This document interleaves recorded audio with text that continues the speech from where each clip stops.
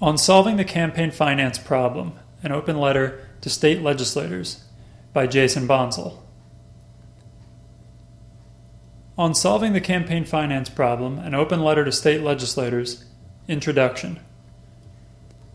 The need for an author to capture the attention of his audience with a compelling first sentence, paragraph, or page is no secret even to an untrained amateur such as myself.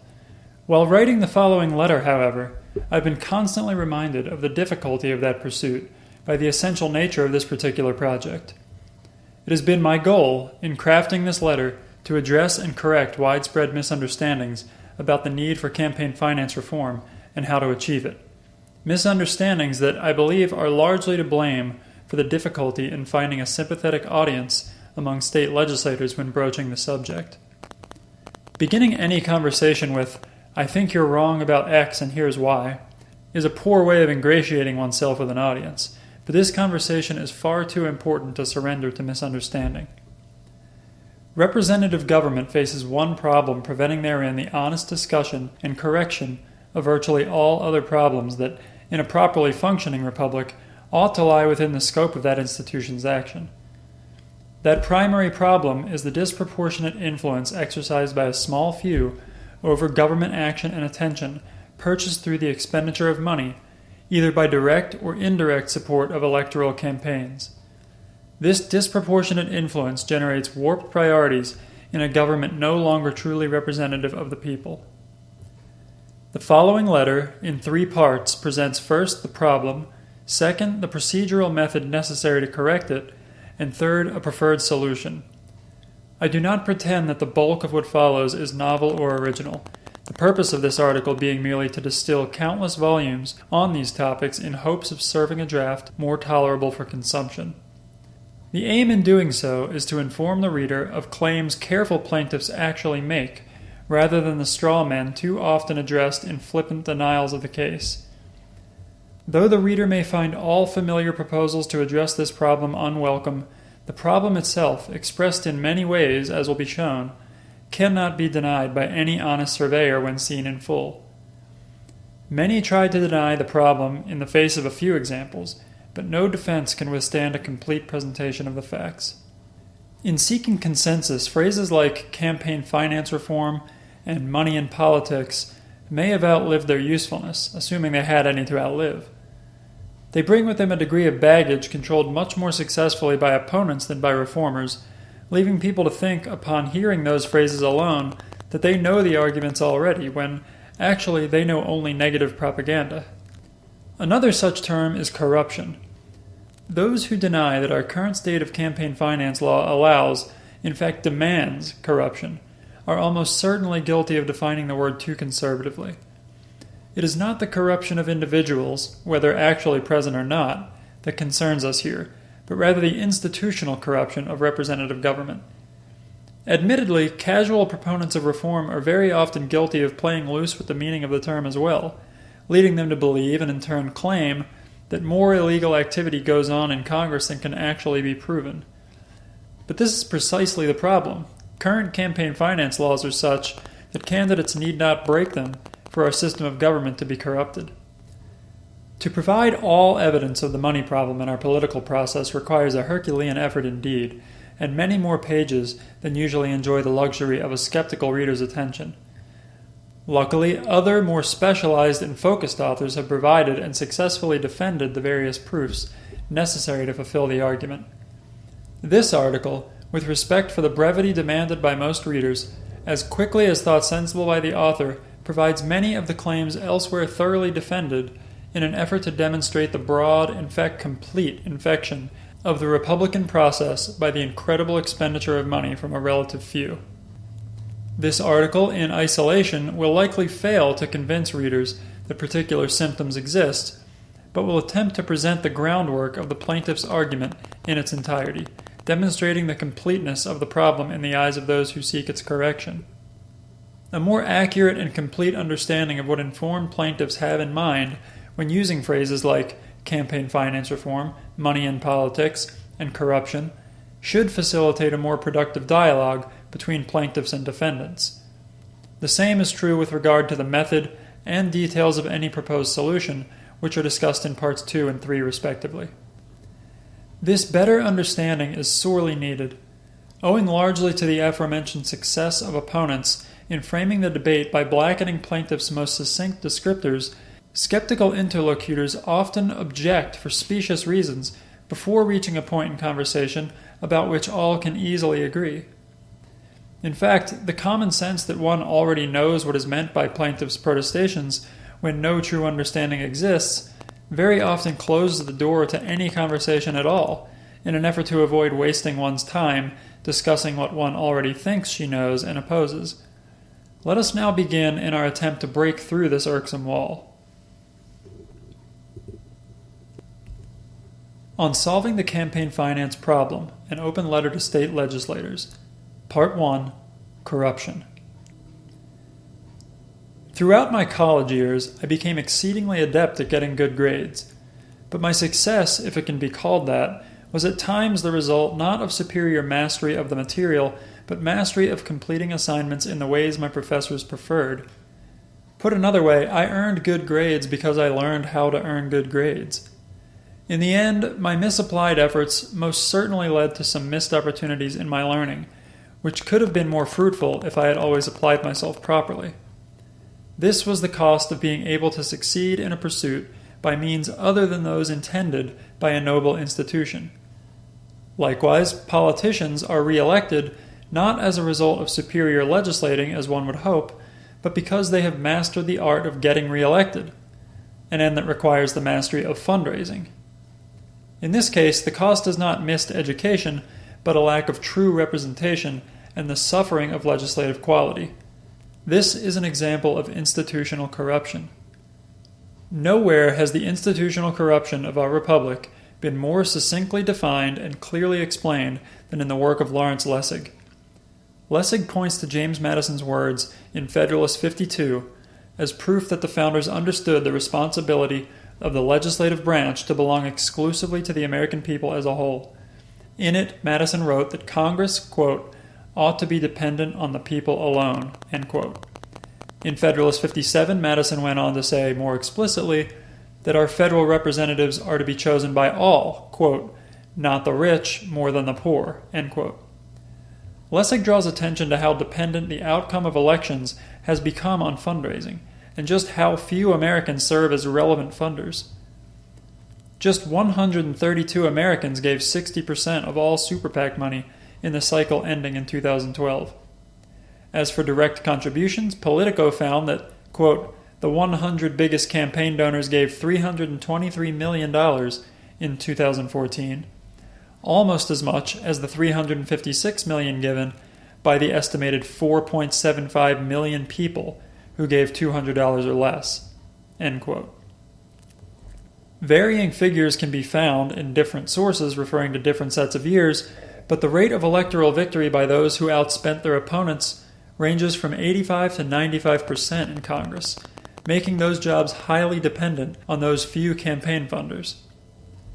Members of Congress are instructed by their leadership to dedicate as much as 70% of their time every day soliciting donations. Even with that much time on the phones, though, members can only dial so many numbers. Given legislators' finite time, which group of people do you think receives more attention? By the fact that this dependency is a break from the founders' intent, Lessig correctly concludes that we have suffered a corruption of the framework of our Constitution. This situation, not some malevolent desire to silence political opponents, is the motivation of the informed plaintiff. There is nothing political about it. The kind of corruption generated by money's influence in the electoral and legislative processes is a bane to all, on both sides of the aisle. It frustrates the efforts of liberals and conservatives alike.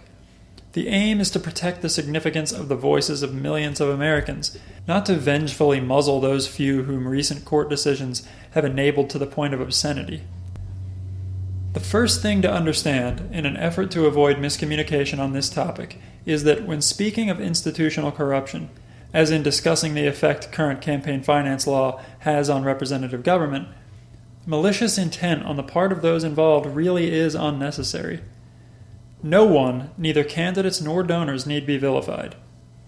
Everything said in this article, and in any informed complaint against current campaign finance law can be said while assuming that every actor remains within the lines of the law and means to do only what she truly believes is the right thing. No quid pro quo vote selling need be assumed, and even reform advocates familiar with the political science will admit that the common occurrence of that already illegal practice is not revealed by the facts. Nevertheless, the institution of representative government, as promised to the American people by the United States Constitution, has been corrupted by the influence of highly concentrated money in the electoral process. This article points to the many ways by which this happens, although fuller explanations of how each of these function are left to more specific works. The second point that must be understood in an effort to avoid miscommunication is the correct location, meaning most salient to correction of the present problem, of the line of political division between American citizens. I have heard it said, more than once, that the current system is fair as long as both sides benefit equally. The error comes in selecting the criteria for those two sides. In the search for effective and appropriate government, left versus right is merely a distraction. The real line of political division in reclaiming our system of government lies between those who are afforded representation and those who are not. Now, inspiring class warfare is far from the point of this article. As has already been said, no one need be vilified in recognizing and acknowledging our current problem. It may be entirely without malicious intent that large donations from a relative few facilitate a system depriving the vast majority satisfactory representation. Not only opponents of reform are guilty of incorrectly placing this line. The red and blue herring of partisan bickering is used by all sorts and serves as distraction on both sides of this poorly understood debate. Democratic politicians blame Republican colleagues for focusing too much attention on wealthy donors and vice versa. The truth is that both parties behave this way and are forced to by a corrupt system. Both sides of the left-right divide do benefit fairly equally from the current system. Winners and losers are divided by wealth rather than political ideology. Both sides of this more meaningful divide do not benefit equally. Third, it must be understood that in recognizing and correcting this problem, very little rests on how much campaigns cost. The financial arms race, in which victory nearly always goes to the better fundraiser, leads to the constantly inflating upper limits of demands for campaign funding. In 2012, the average successor to a seat in the House of Representatives raised over $1.6 million. The cost of victory in the Senate eclipsed $10 million.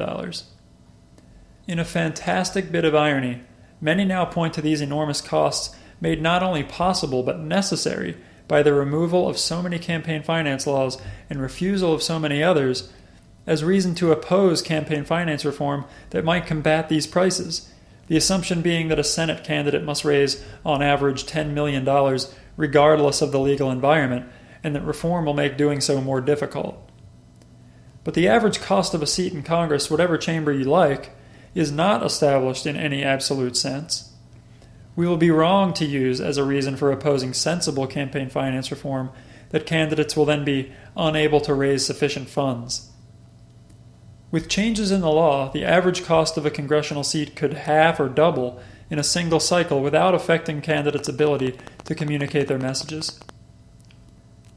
At any rate, the average cost ought to be only a fringe concern at this time. If the astronomical profits of media outlets during election season should ever become our top concern, meaning the litany of more fundamental problems we currently face has been solved, we will have performed our 12 labors and then some. Let the cost of campaigning fluctuate as it may, the real concern ought to be from where the money comes.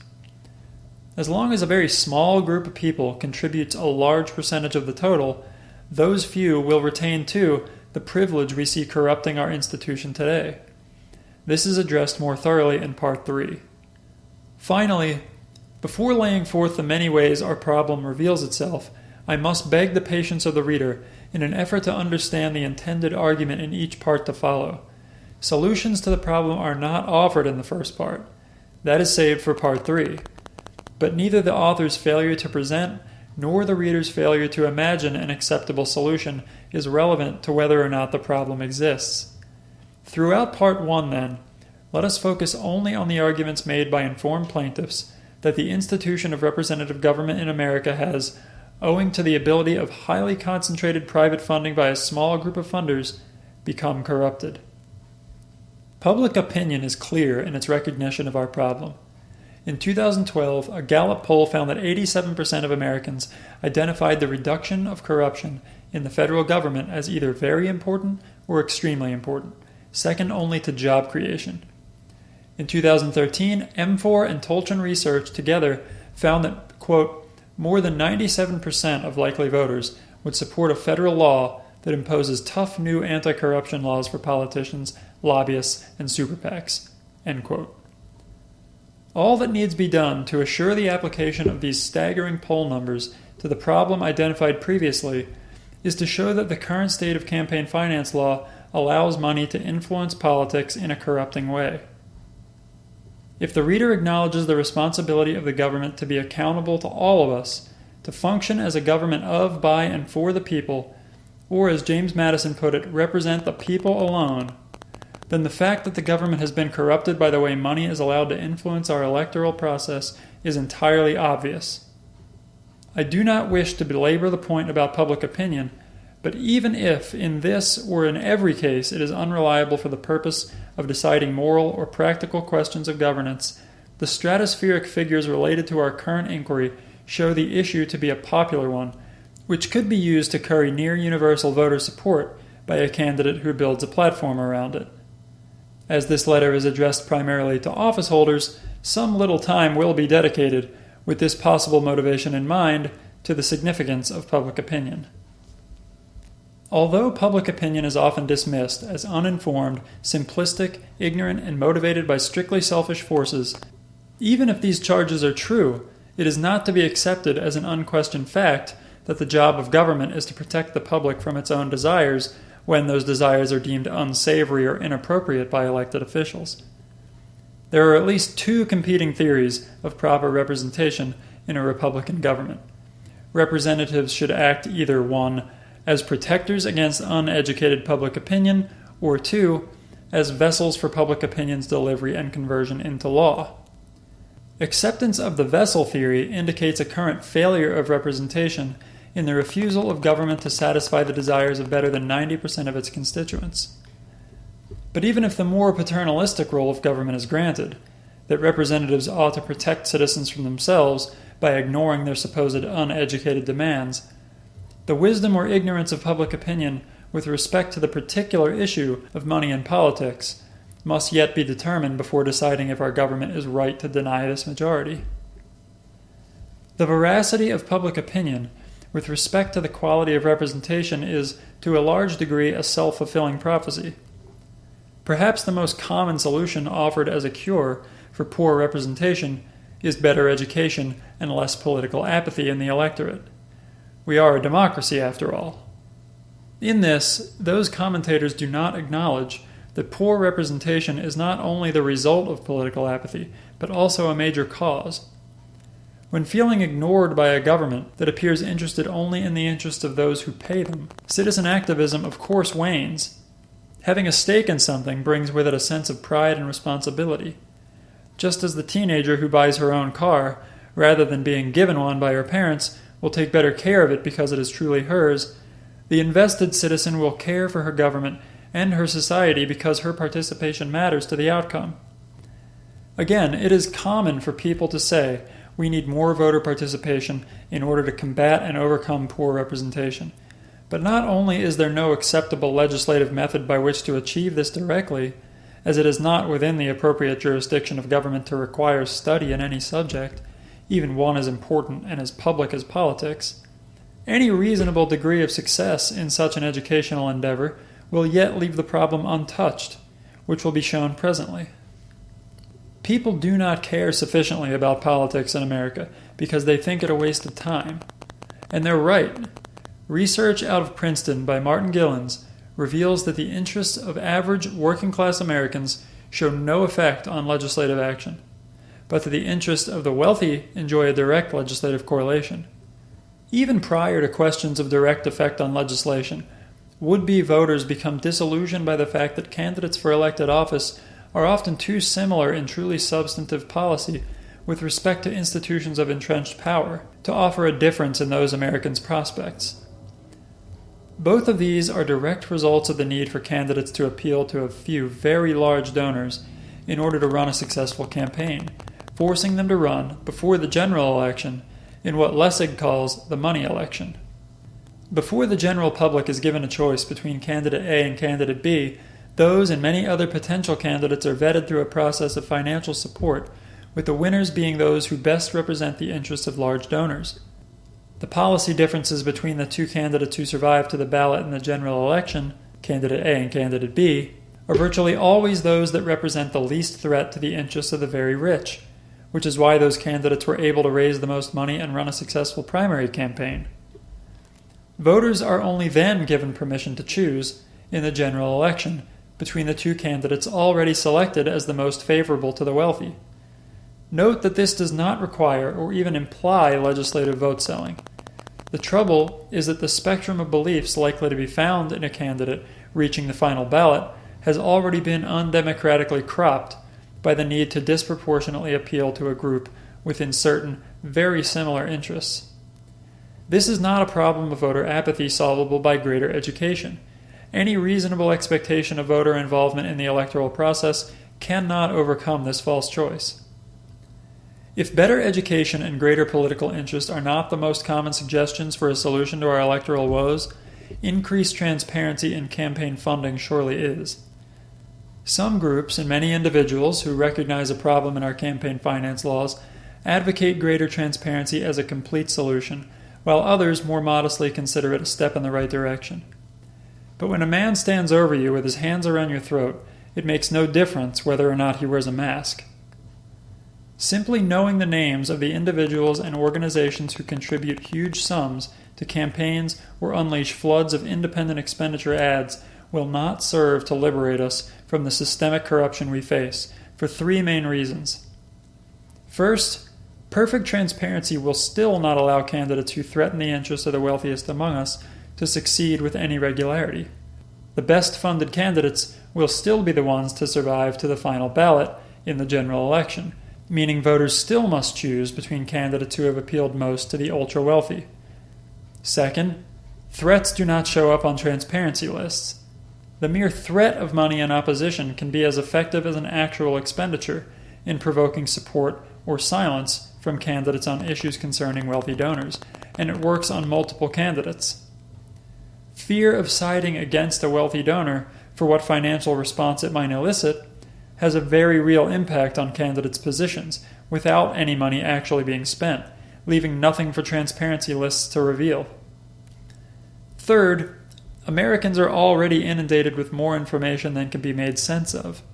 Virtually no private individual has the time, interest, and resources to collect and evaluate the data offered even by current transparency laws.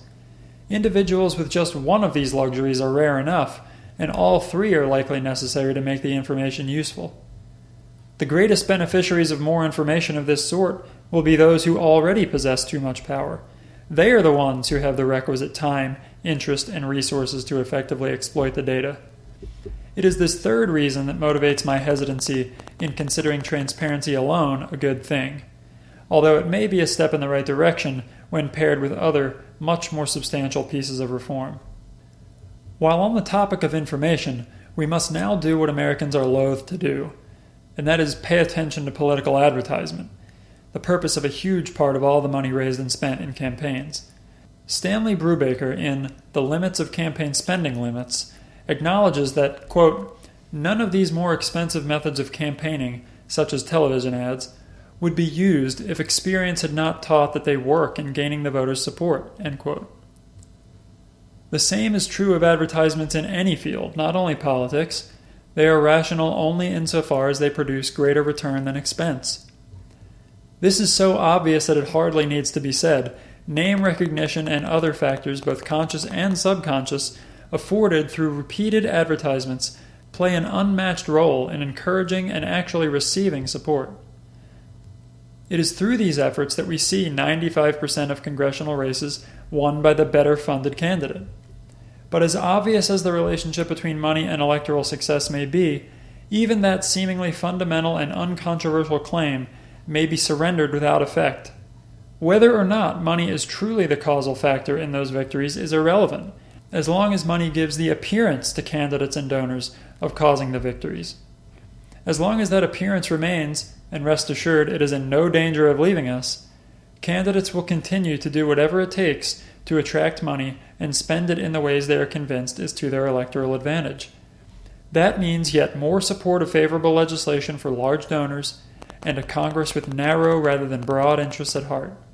The accuracy and informative quality of political ads is of little concern to those who produce them, and no concern to those who air and print them. An argument can be made that as much as politicians benefit from the current system, television stations benefit even more. Of the money spent in television ad campaigns in 2012, 90% went to commercial stations. No small take in a $10 billion campaign cycle. Because of this enormous financial incentive to support the current system, television stations and any other dealers of media that sell ad space cannot be expected to dedicate appropriate time and energy to covering and correcting the money problem. Indeed, from their perspective, it's no problem at all, but rather a new car and a set of earrings. For this, rather than aid in the effort to curtail reckless and lengthy ad campaigns that frustrate voters without informing them, television networks actively lobby to protect and expand this baleful practice. Not a few have expressed concern that by altering campaign finance law, the influence of the media in defining candidates, which they say is already too great, will increase. The trouble these skeptics voice is born of too much influence concentrated in far too few hands. As it stands now, merely hundreds, not millions or even thousands, take full advantage of the post-McCutcheon landscape. If the concern is in concentrating too much political power in the hands of too few, whether media owners or otherwise, we are already there. Whatever the proposed solution to this problem, the effect on the media deserves great attention and must be extremely careful in the ways it alters any balance of power. Details concerning solutions are reserved for Part 3, but for now, it is enough to know that the delicacy of this particular issue has not gone overlooked. As is true of the money problem in general, the solution may be intricate and elusive, but that says nothing of the problem's existence. Campaign finance is most often associated with elections, and its reform seen as a cure to electoral problems. But while that is certainly a part, it is not the whole of the problem. The fact that incumbents win re-election at a rate approaching 95%, despite approval ratings regularly in the teens, is sometimes used as an alternative explanation of what is wrong with our elections. But blaming the abstract trait of incumbent advantage is not an answer. We must ask why it is that incumbents are advantaged and are able to win so frequently. We must consider money's influence over the legislative process. Incumbents find at their disposal an invaluable tool for raising money, which is unavailable to challengers from beyond any legislature: extortion. The word extortion may be thought hyperbolic or in some other way inappropriate by degree, but the fact that incumbents are legally permitted and practically required to solicit campaign contributions from members of the industries they regulate says otherwise. More likely, this interpretation of how Congress interacts with business is, for many, a welcome alternative to one which all too often vilifies corporations and praises big government. By the extortion view of the landscape, corporations and wealthy industry leaders are victims of a system in which regulation-happy legislators threaten to rig an otherwise free market based on whether or not campaign funds are forthcoming. It is this ability to reward donors and punish withholders that generates unnecessarily temporary provisions in a complicated tax code and finally focus subsidies that benefit legislators' generous business partners while interfering with unfettered competition. Complaints of a complicated tax code and promises to simplify it are ubiquitous among candidates for high office, but once in position to propose a change to the system, most notably in Congress, the benefits of the current scheme become apparent. The ability to dangle in front of corporate executives the possibility of tax breaks worth millions, if not billions of dollars per year, virtually guarantees a strong pitch by lobbyists in an effort to secure them. Lessig, referring to a report by the Wall Street Journal, writes, quote, "In the 1990s, there were fewer than a dozen tax extenders in the U.S. tax code.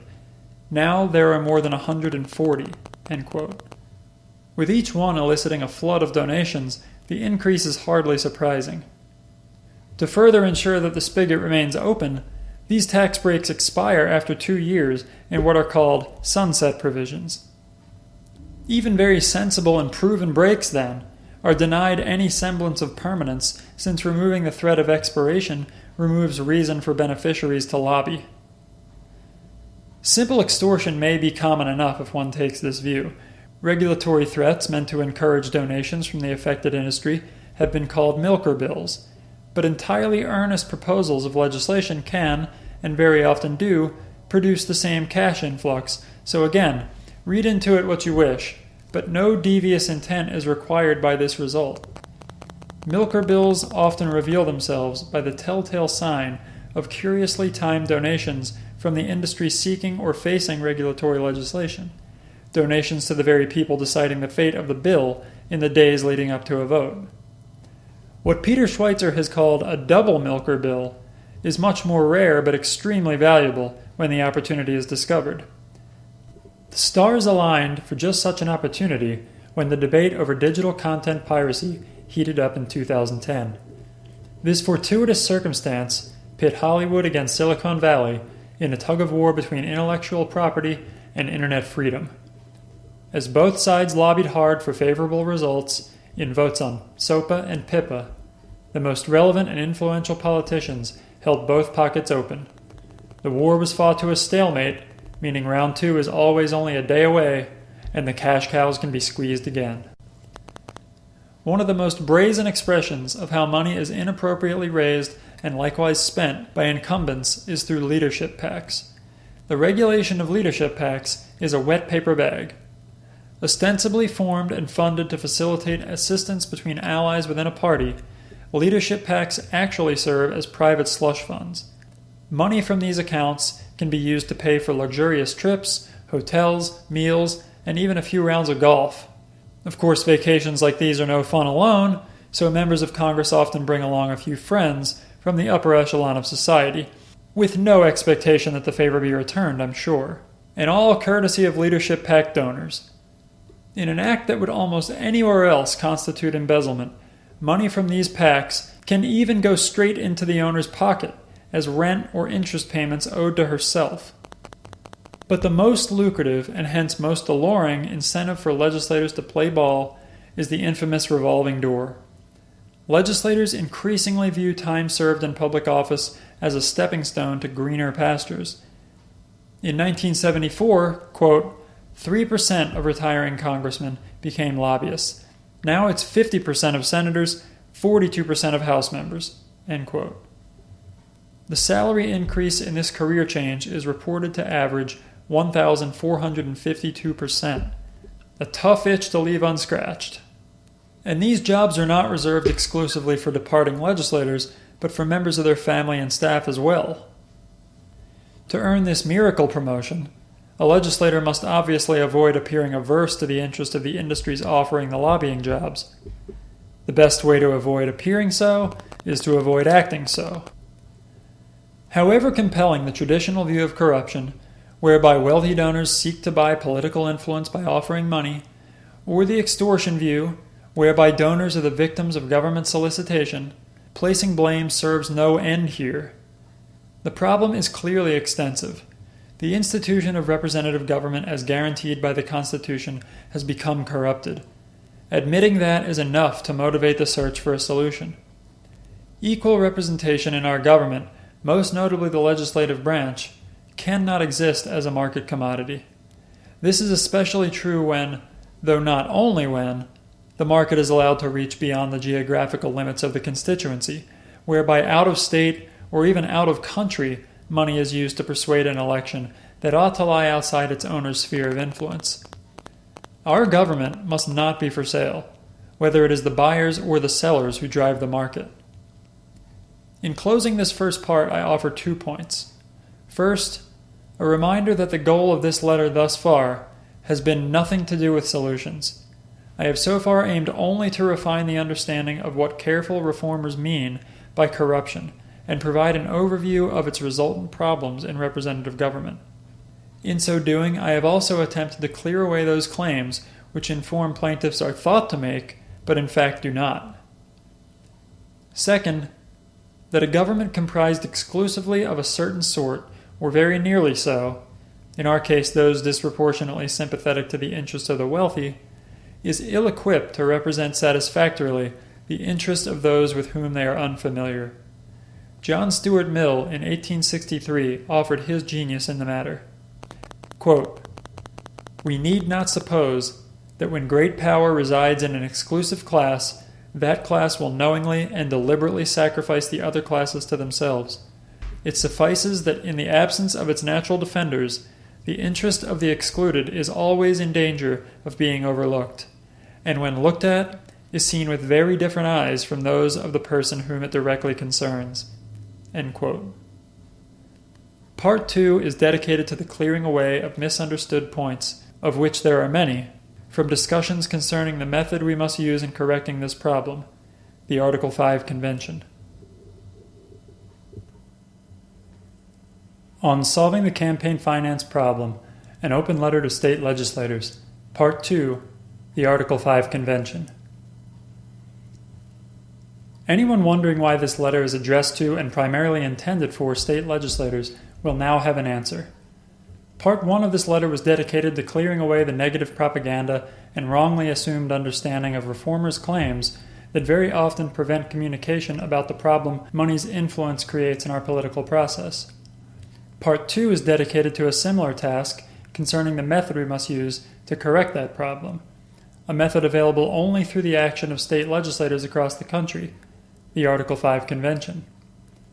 Just as terms like campaign finance reform and corruption suffer from inaccurate assumptions about what informed plaintiffs mean by them, the term Article 5 Convention must often be whispered or avoided for fear of meeting a wall of undeserved negativity.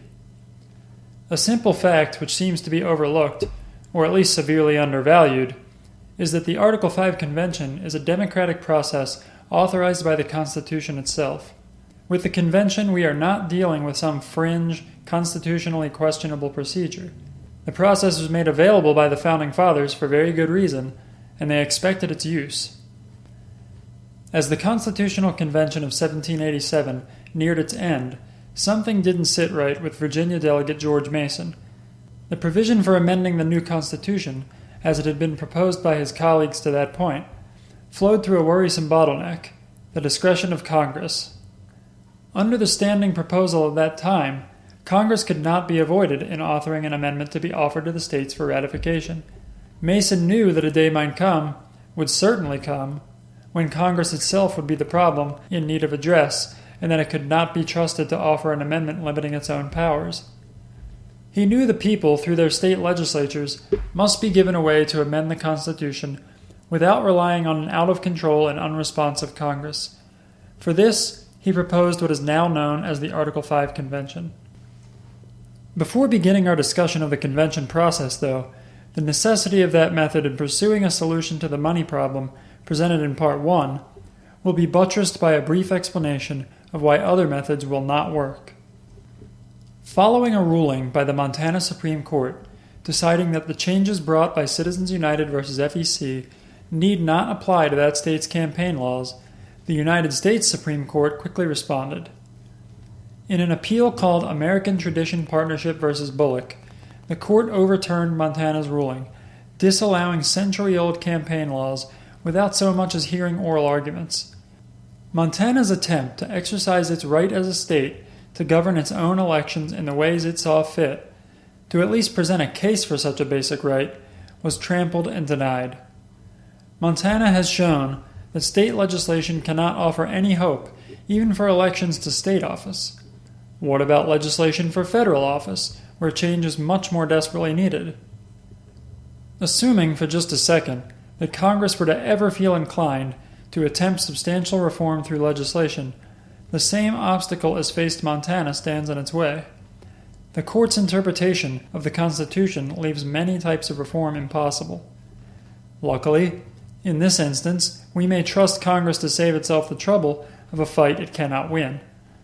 As was shown throughout Part 1, members of Congress benefit from the current system far too much to ever seek real reform. Incumbents won office under the current system and enjoy unbelievable perks in both re-election success and various other personal gains. In the unexpected event that a member of Congress was to acknowledge support for satisfactory campaign finance reform, in many cases we may rightly take the news as a political suicide note. Such an action would be akin to Winston Smith publicly denouncing Big Brother. Those donors who enjoy the ability to purchase preferential treatment in the current system would fly away from that candidate and toward an opponent in the next election. Other members, like paranoid junior spies, would do the same, to varying degrees, in an effort to not appear sympathetic to the blasphemy. Only a very popular member in a very safe seat, or one not interested in re-election, could afford such a risk. Not nearly as many as would be needed to pass legislation. Congress cannot even agree to pass a simple and effective disclosure law so that we might know, not prevent, who is buying the attention of our legislators. This gravy train left to Congress will keep on chugging. Nor can the court be relied upon. It was only in April of 2014 that the Supreme Court doubled down on the constitutional interpretation that justified its decision in Citizens United. If McCutcheon v. FEC showed us one thing, it is that the court is in no danger of changing its collective mind just yet. It may never do so, and if it ever does, nothing will prevent it from once again changing back. Waiting for the court to save us is a fool's errand, as its aid may never come and will necessarily lack permanence upon its very doubtful arrival. At any rate, many feel that the court's decision in cases such as Citizens United and McCutcheon were born of correct interpretations of the Constitution, and perhaps they were. But that is precisely why we must amend the Constitution to solve the myriad problems visited upon us by money's influence in politics. Legislative bodies at the state and federal level have proven unable, unwilling, or both in this pursuit, and the court may only follow the law. That being the case, we must write the law in unambiguous terms into the Constitution. Once it is recognized that amending the Constitution is necessary, we find only two options left. We must have an amendment proposal from 1. Congress, or 2. a convention of the states. People say the Constitution must not be amended casually, and of course they're correct. But amending to address a fundamental issue plaguing the very foundation of our form of government is as far from casual as a motivation can be. For all the same reasons why Congress, a collection of the largest beneficiaries of the status quo, will never pass satisfactory campaign finance reform legislation, it will also never produce a satisfactory amendment proposal. In addition to those reasons given above, already well beyond sufficient, the required support for an amendment proposal is 2/3 of both chambers, rather than the simple majority needed for most other legislation, or even the 60% filibuster beater in the Senate. And the unwillingness of Congress to propose a satisfactory amendment is no longer merely hypothetical. In September of 2014, a proposal was voted on in the Senate and failed 54-42. The congressional proposal would not even have changed the corrupt system we currently face. Instead, it sought only to give Congress the ability to pass legislation to limit spending in an effort to do so, which, as we have already seen, will never happen. In Part 3, I will explain why spending limits alone are not the answer even if we could have them. One more reason exists, in the opinion of the author, which will prevent Congress, a body increasingly comprised of an elite class, from playing savior. I must produce again the quote from John Stuart Mill given in Part 1, because it has as much relevance here as in its earlier usage. Quote, "We need not suppose that when power resides in an exclusive class, that class will knowingly and deliberately sacrifice the other classes to themselves. It suffices that, in the absence of its natural defenders, the interest of the excluded is always in danger of being overlooked, and when looked at, is seen with very different eyes from those of the persons whom it directly concerns." End quote. As Thomas Neal says in a Congressional Research Service report, quote, "Certain kinds of amendments state legislatures might wish to have considered by a convention would be precisely the kinds least likely to be forthcoming from Congress. Indeed, the very kinds to which Congress could be expected to be hostile. End quote. The state legislatures may not be as synonymous with the people as they were in the 18th century, but they are a hell of a lot closer to that Republican goal than is Congress. We do not need a political vanguard to protect us from ourselves in the fight to keep the interests of our representatives accurately calibrated. In fact, as Mill says, belonging to that vanguard may very well make such a job impossible. A sole method remains available, not only in authoring an amendment proposal, but in sufficiently combating, by any permanent means, that corruption plaguing our system of representation. That method is the Article 5 Convention. Not a constitutional convention, mind you. Not Article 5 nor any other provision of the Constitution allows that, but a convention to propose amendments. A convention with the power only to go as far in amending the Constitution as Congress may go on any day of the year. And Congress may, without warning, propose an amendment on any topic for which it is moved. An Article 5 convention may, if so desired, be limited to only one or several pre-approved topics. In 1987, the Justice Department issued a report concluding that an Article 5 convention may be limited to address only certain issues, and history bears this out. As we have seen several hundred resolutions from 49 different states calling for an Article 5 convention for various reasons throughout our nation's history, and yet no convention has ever been held, the popular claim that such a convention cannot be limited to a specific topic is a very curious one. What explanation can be given to account for the absence of a convention, but that 34 states have not called for one to address the same issue? Those who doubt the ability to limit the scope of a convention, despite the historical facts just given, must believe one of two things. One option is that a convention cannot be called before 34 states petition for one on a single topic, yet, once convened, delegates may do whatever they like. How bizarre. Why demand agreement on a topic that will be irrelevant? If it were not the case that a convention could be limited, there would be no reason to demand that 34 convention calls be for the same purpose.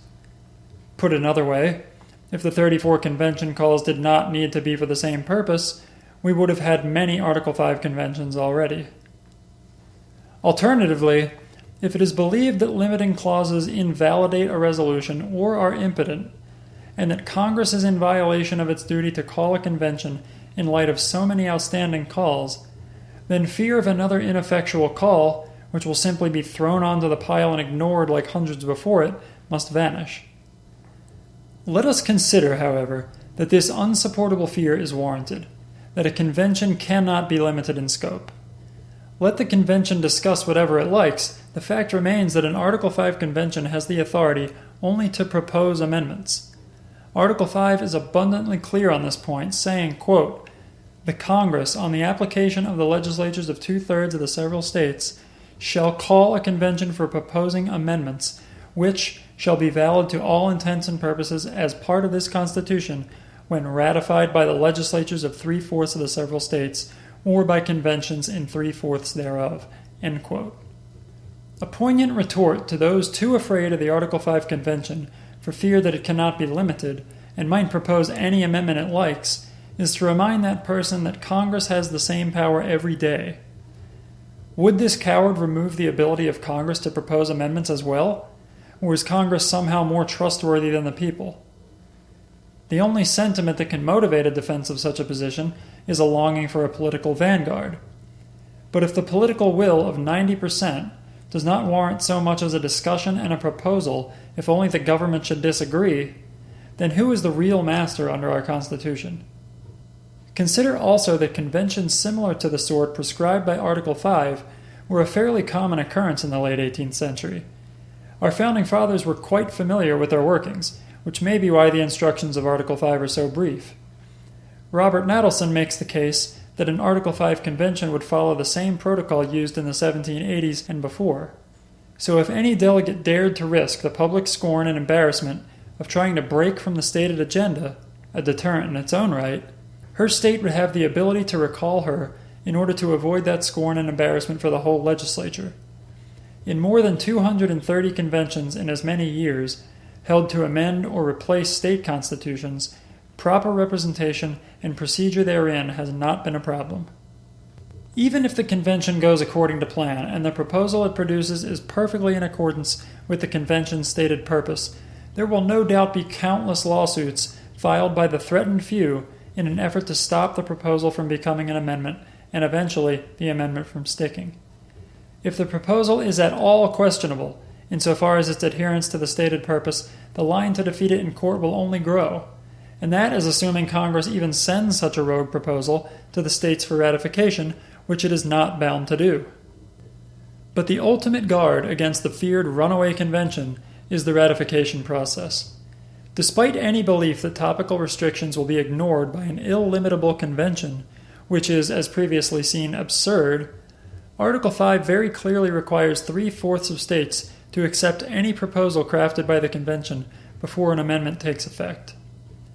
This requirement is difficult enough to satisfy with a good proposal. Anything even modestly away from political center will be defeated by the number of double blue or double red state legislatures, both of which are enough to block a 3/4 majority, and anything written recklessly will be defeated by all. Some seem to oppose this process only for the fact that political opponents support it. But since the threshold required to call a convention is so high as to require bipartisan support, this attitude makes it impossible that one should ever be called, for as soon as the opposing party grants its indispensable assent to the convention's necessity, support from the first party will be rescinded. This attitude conflates process and politics. The minority party will fear at all times that the majority will use run-of-the-mill democratic processes like majority rule and Republican processes like representative government to advance a political agenda with which the former disagrees. Ought these institutions, then, be feared and opposed as well? Despite the plethora of aforementioned obstacles preventing Congress from taking the necessary action to correct this problem, some state legislators, if they can be believed, hold out hope in that corrupt institution.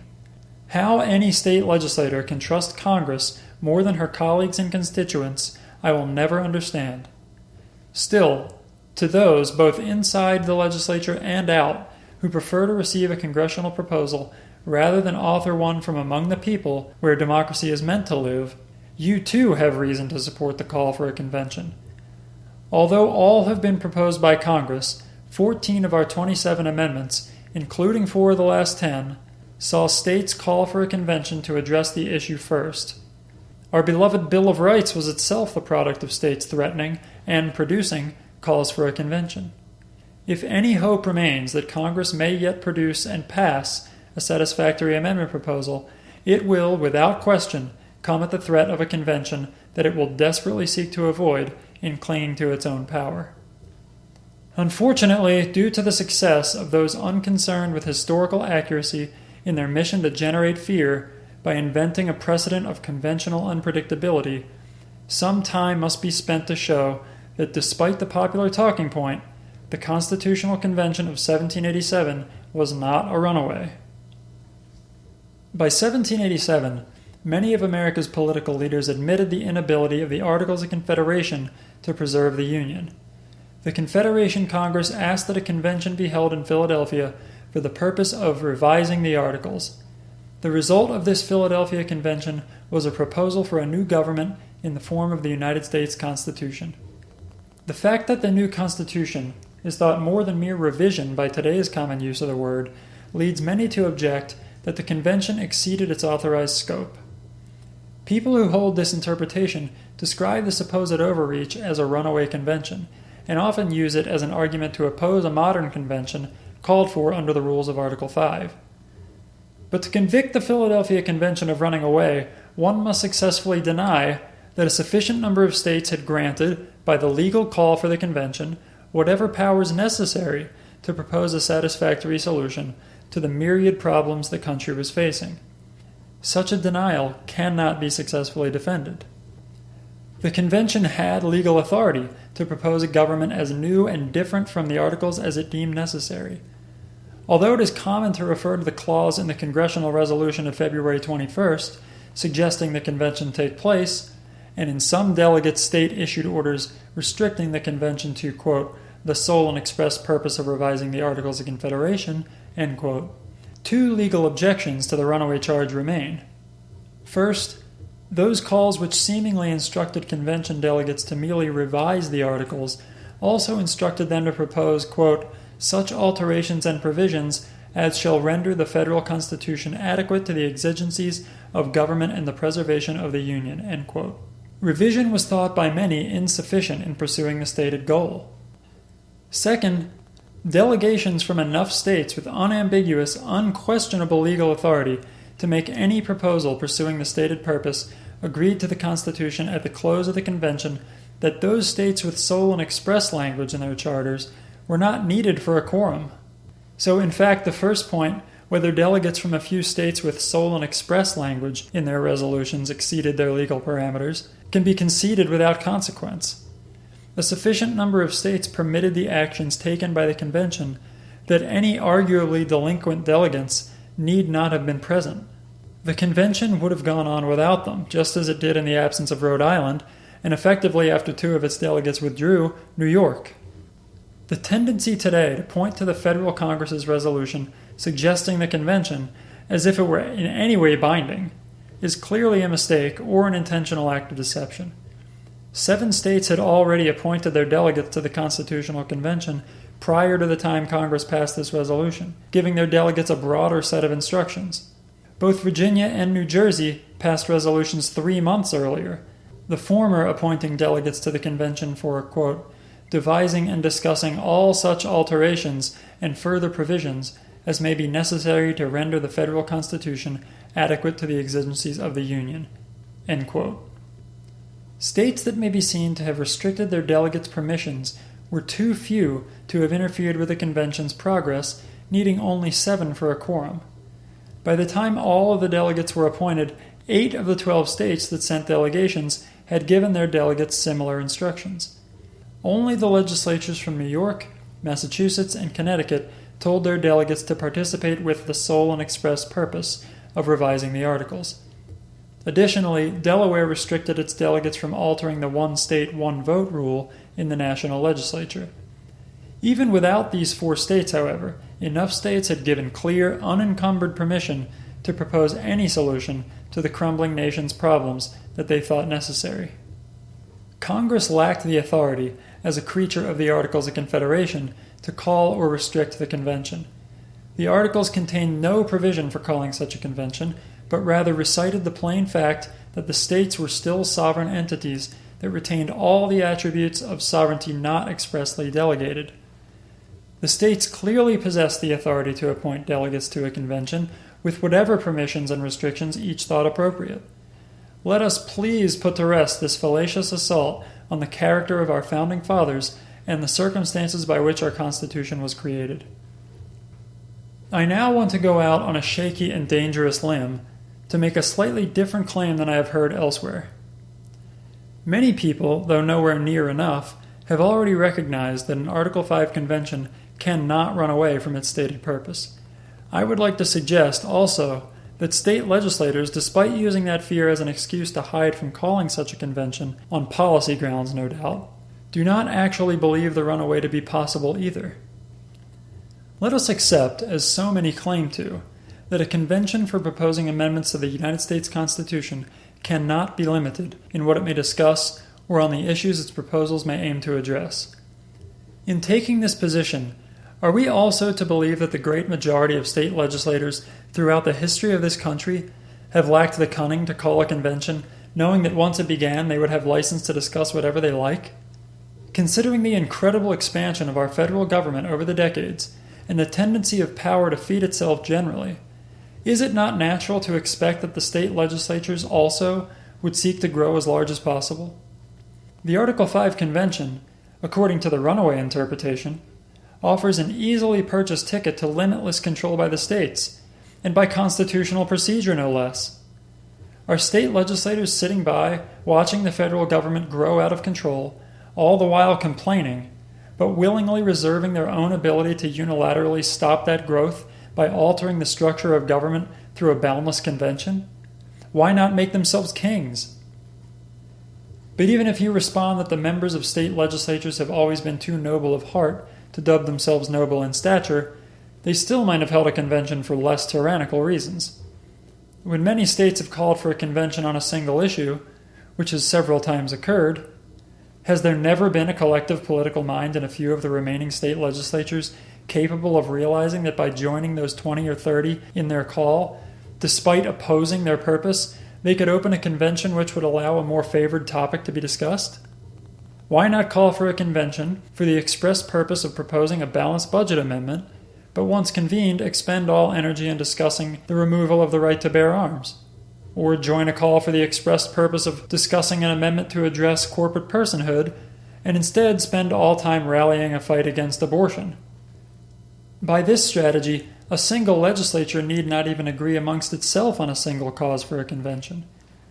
Let Democrats and Republicans in any state support the process of a convention for wholly different reasons, but come together in the call simply to unlock the power they both want but cannot reach alone. Why has this never occurred? It is because legislators who have given the matter any thought do not actually believe this to be possible. They cannot. We know a convention must be called for by 2/3 of the states on a single issue, because if that were not the case, we would have already many times had a convention. As has been asked above, what sense does it make to demand that the convention be called by 34 states for a single purpose and then once convened deny that purpose exclusivity? There are many reasons to believe that an amendments convention, as provided by Article 5 of the Constitution, must be limited to its express purpose and that the so-called runaway convention is not possible. The fact that state legislatures have never found it convenient to hold such a convention suggests that the members therein in fact do not believe it possible either. Allow me, please, one final appeal to your humanity. Given the historic nature of our country's first ever amendments proposing convention, when that day should come, will it be you joining in a plot to sabotage that bastion of democracy? As a delegate to the convention, will it be you who steers away from the charted course, leading the children out of town, darkening the image of this already much feared process, destroying any chance that it be turned to again in address of that other concern? Of course not, you will say. I am a man of character. And no doubt you are, but find me the person who of himself says otherwise, and we may have found our Pied Piper. Until then, I will continue to trust in self-government. The Article 5 Convention is a forum for discussion, nothing more.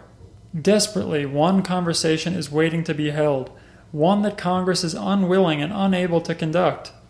The most beautiful fact about the call for a convention is that, unlike other legislation, one ought not support or oppose it based on concerns for a precise solution. It will become the job of the delegates therein to discuss and create that precise solution from the input of all. The call for a convention, in order to find support, ought only be driven by the need of some solution. If self-government is to exist, the people must be trusted to write and adopt their own laws. What 75% of states approve, whether by legislature or ratifying convention, must by right succeed to the law of the land. The Article 5 Convention is the most democratic process on our shelf, and it's time we dust it off. The end of representation in Congress for all but the very wealthy is already past. The slow death of our entire democracy is on the horizon. Would you, for fear of the only remaining treatment, sit back and wait for that inevitable death? Removing the current influence money has over our electoral and legislative processes is the only way to restore representative democracy. And the only way that can be done satisfactorily is through a convention to propose amendments. This road to change is steep, to be sure. A proposal must pass through the convention, be ratified by 38 states, and survive any assault launched by a frightened Congress and an enabling court. The real fear concerning an Article 5 convention should be that nothing will change. And in that case, what have we lost in trying?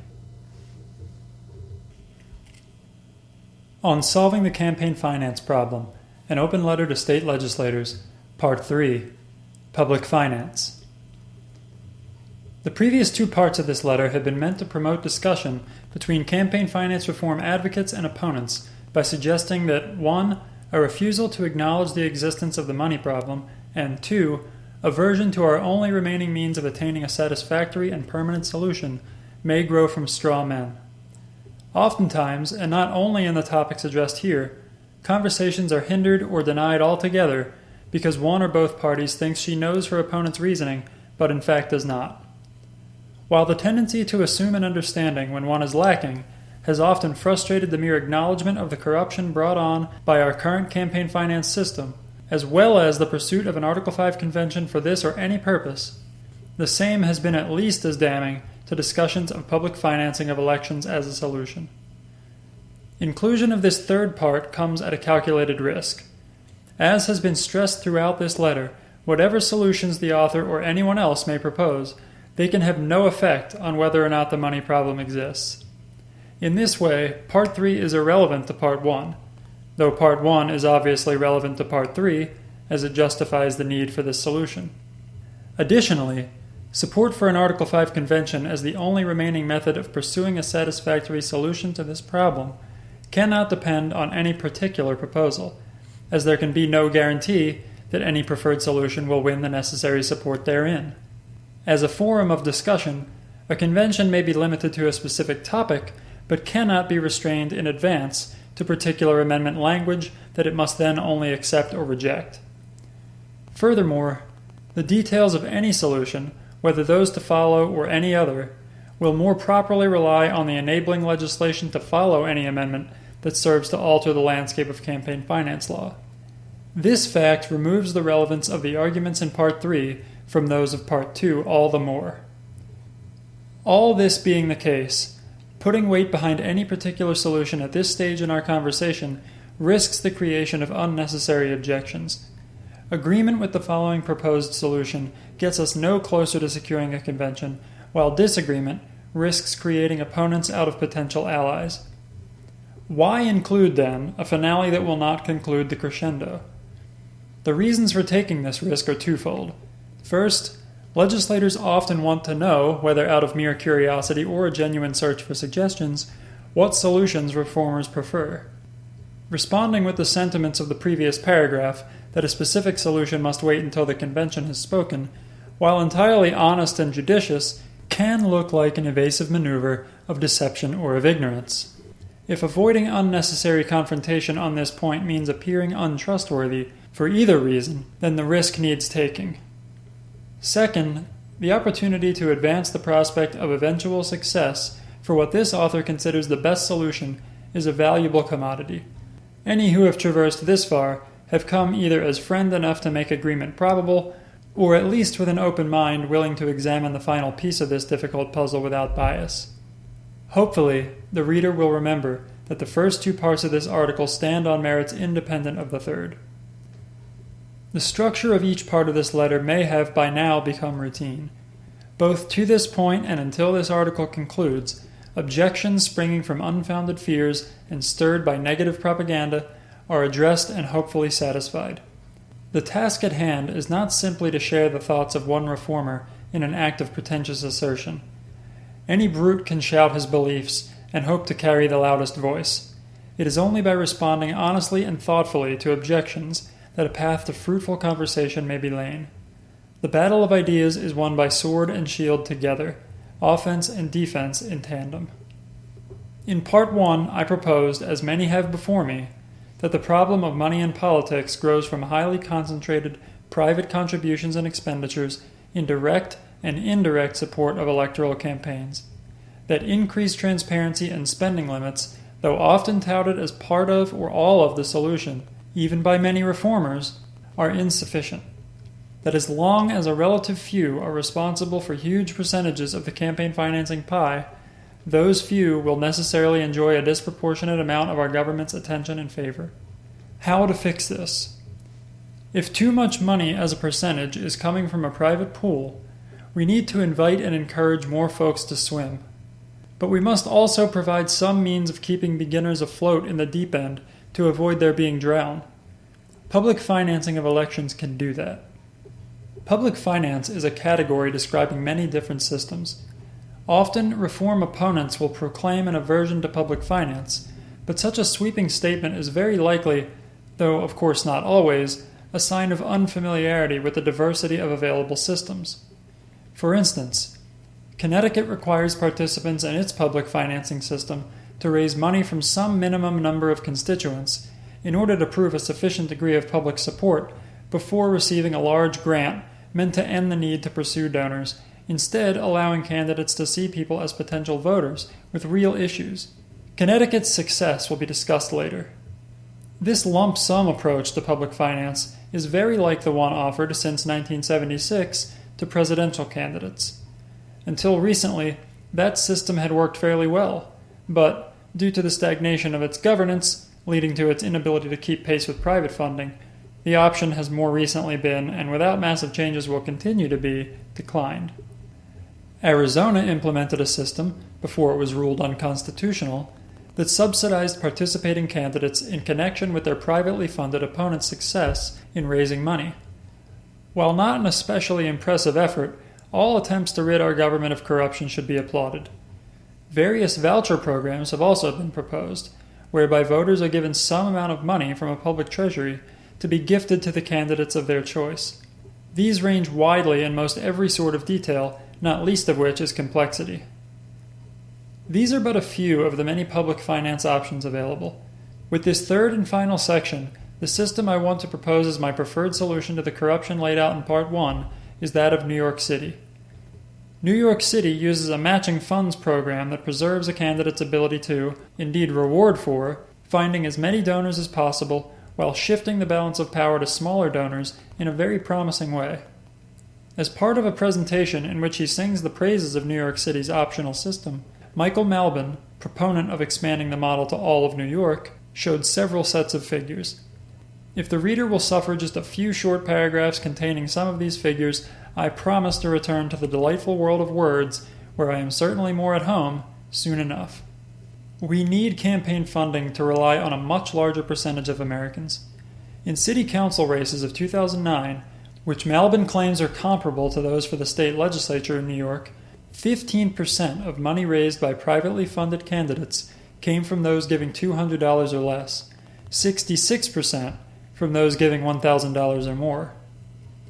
The public finance option used in New York City, which since 2009 matches the first $175 of any donation with a multiplier of 6 to 1, shows increased impact of contributions not only by those who were giving already, but by those who had not previously given and now feel incentivized by the fact that their contribution matters 7 times as much as before.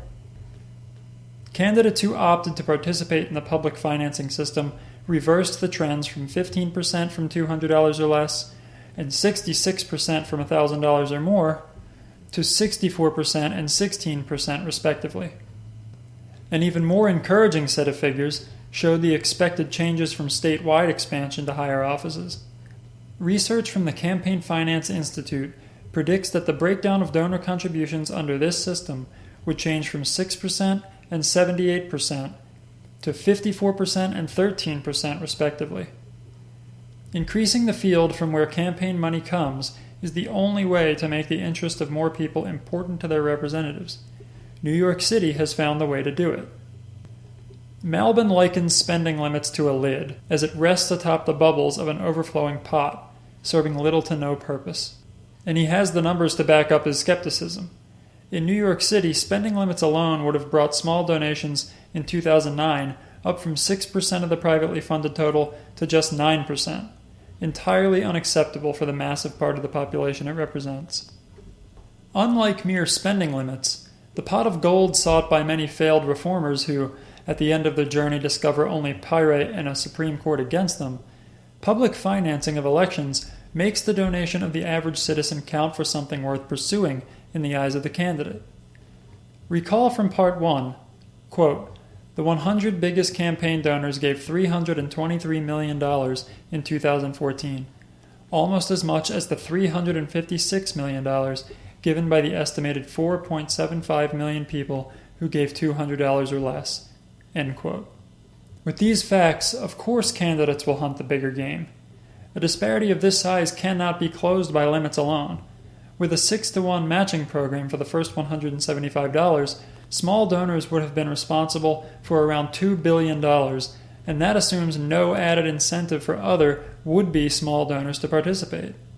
Still, whatever their weaknesses, when used in isolation, we must not, when considering possibilities, turn away from spending limits a priori.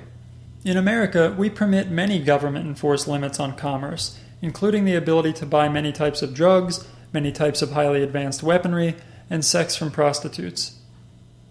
Consideration of money as speech does not impact the argument, as many forms of speech are also rightfully limited, including libel, slander, hate speech, and certain discriminatory behavior.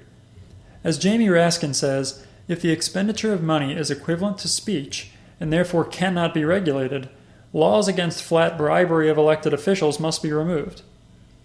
The fact that Americans, in virtual unanimity, welcome some or all of these limits on both spending and speech proves that referring to political campaigning in these terms is not enough to dismiss reasonable limitations a priori. This is all very nice, this public finance, the defendant may say. Now pay for it. The most common objection to public finance is an aversion to the contribution of tax money to the campaigns of candidates with whom one is ideologically opposed. Let my first response be one that may be expected in all likelihood to move no one. If taxes are justified by any need, it is the funding of a properly functioning government. Besides disliked candidates, many people also do not want their tax money going to certain public works, or to subsidize certain businesses, or to the military budget, yet these appetites are well fed. Part of living in a society and benefiting from its protections and its various other advantages is the responsibility of paying taxes to help not only oneself but others. And that includes, at a minimum, a responsibility to keep the government functioning properly. If publicly financed elections are a boon to this goal over privately funded ones, then they are a proper allocation of tax money. Conversely, we must allow that if publicly financed elections are a net detriment to representative democracy, then they should not be the recipient of tax money, and the same should be said of all tax spending. Recognize also that as a citizen of the United States, you, the reader, already pay more in taxes right now toward things you stand against than you would under an actually representative government. You may not want any of your tax money going to the campaign of candidate A or candidate B, but you probably also don't want any of your tax money used to fund any number of wasteful government contracts and poorly administered inefficient social programs. If we had a government representing our interest instead of trading favors with its largest donors, these contracts would slow and your taxes either decrease or at least be used for things our nation actually wants and needs. While true, the previous response cannot be called consoling, and will therefore likely fail to win any hearts. But try this instead.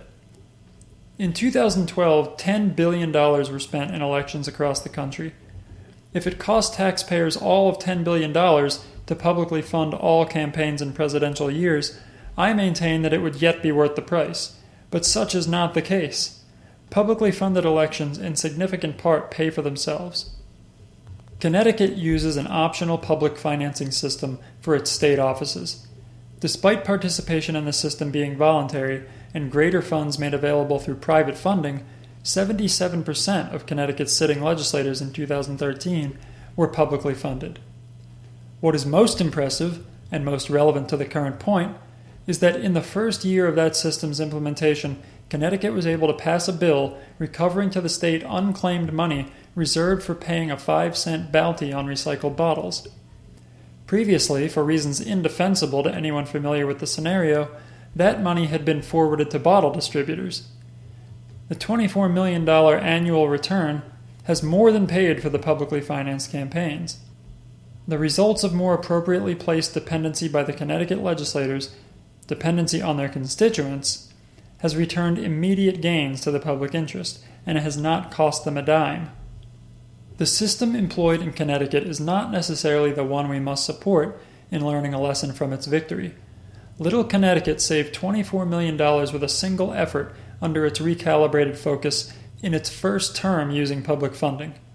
Finding and reappropriating similar financial loose ends in every state would mean over $1 billion per year, and of course $4 billion in 4. Enough to put quite a dent in that $10 billion price tag for all elections and presidential years, and there are plenty more opportunities to save money. Besides recovering other poorly spent money to be redirected for use in elections, demands can be shrunk by reclaiming our right to the airwaves. The band of airwaves fit for broadcasting television signals is public property. I do not assert this against any opponent. The fact is readily acknowledged by all parties and encoded into the relevant laws. The licenses granted to broadcasting stations, permitting their use of these airwaves at no charge, by the way, come with the condition that the recipient use that access to benefit public interest. No doubt the public interest is served by the invaluable cultural contributions of so many reality shows, but perhaps some time might be chiseled out every year or two for free political discussion. By free is meant independent of commercial influence. Such time can easily be written into the law governing the distribution of broadcasting licenses, and one may expect them to be by a publicly funded Congress. Licenses are temporary, so it will be no problem adding the new requirements to contracts with established stations. There can be no excuse from those seeking license that they have not the time to surrender. Move along then. Someone else who wants our airwaves will make the time. Only now, after presenting some few details of a possible solution, may we return to answer a final challenge concerning Part 2. Skeptics may, after all this, relent to the necessity and practicality of public finance, yet remain unconvinced of an earlier conclusion, that a constitutional amendment is needed. Why not let those approving states follow the lead of the Connecticut legislature and pass their own public financing systems? Besides the obvious reason that state laws will not free the federal Congress from their misplaced dependence, 3 reasons may be given. First, as long as it is left to legislation, public funding, even at the state level, will be necessarily optional. The Supreme Court will not allow mandatory public financing laws, and as privately funded campaigns become more and more bloated, public funding will eventually reach the limit of how much it can combat. This has already happened to the now defunct Presidential Public Fund. That option, with its built-in spending limits, had been, since 1976, accepted to fund the primary bid for all eligible candidates until George W. Bush in 2000, and every general election candidate until Barack Obama in 2008. With a $91.2 million spending cap as part of the bargain in 2012, and the ability to raise $1 billion in private donations, it is no surprise that the system now goes unused by any major party candidate.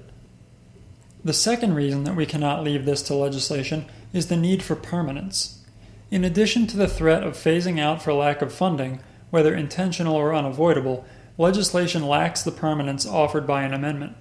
The real threat is not a change in popular opinion to oppose and eventually vote away public finance legislation, though that is certainly possible given enough propaganda, but the courts. Opponents of any public funding system, no matter how effective those systems may prove, will always surface and challenge legislation in the courts. In the right environment, a well-timed challenge may permit 5 people in black robes to undo the work of decades. Finally, without a constitutional amendment, it is extremely unlikely that anything can be done about super PACs. Optional public financing systems address only how money can be used directly by campaigns, but can apply no brake to the speeding train of independent expenditures.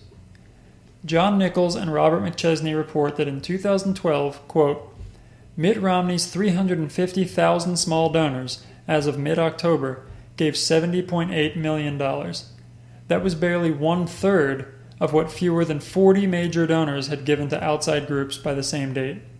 End quote. As far back as Buckley v. Vallejo in 1976, and consistently since, the Supreme Court has proven unwilling to allow checks on these activities.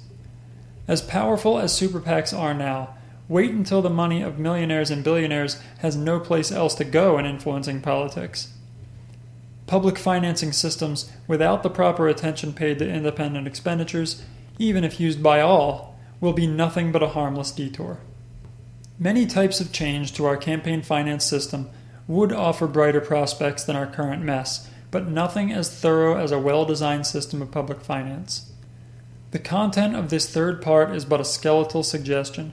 Clearly, all questions of detail are not answered here. Details must be decided by those with authority to effect the necessary change. It has been the purpose of this part, and of this letter in its entirety, to provoke thought and discussion of the most important problem facing our country today, a problem that prevents the legislative branch of our government from performing its job the way we need it to. I have done what I can to provide to the best of my ability the reasons why plaintiffs are dissatisfied, and I am certain of these complaints' legitimacy. Public finance offers a tried and true solution to these concerns. Although moderate improvements may be had by other means, the problem cannot be truly solved without a constitutional amendment guaranteeing the public financing of all elections.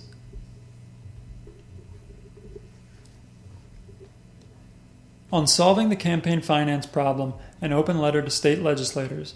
Conclusion.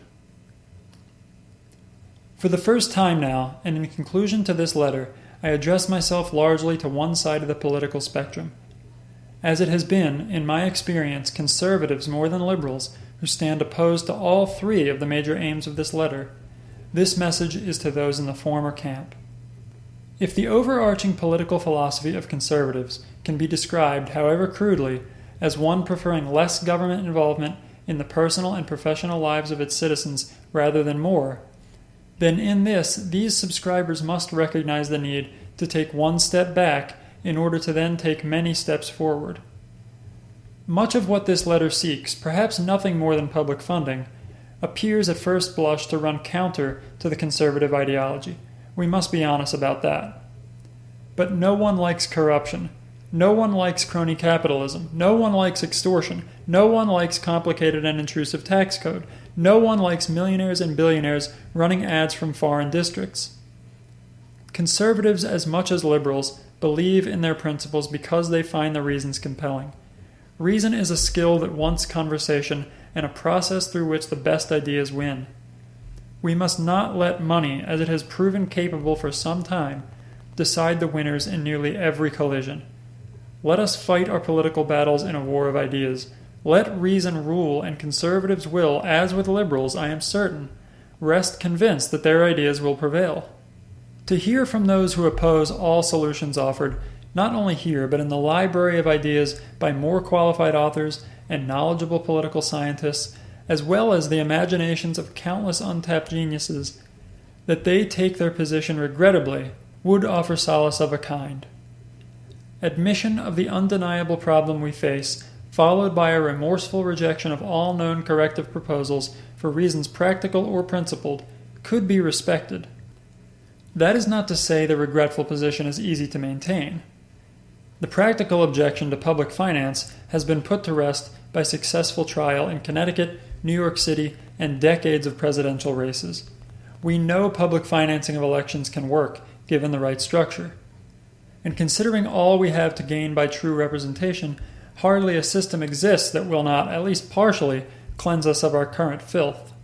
Principled opposition, too, is seeing the floor shrink beneath its feet. Objections holding that regulations on spending and speech, irrespective of social context, are constitutional violations have been entirely undermined by Raskin's charge of then-resultant hypocrisy and anti-bribery laws.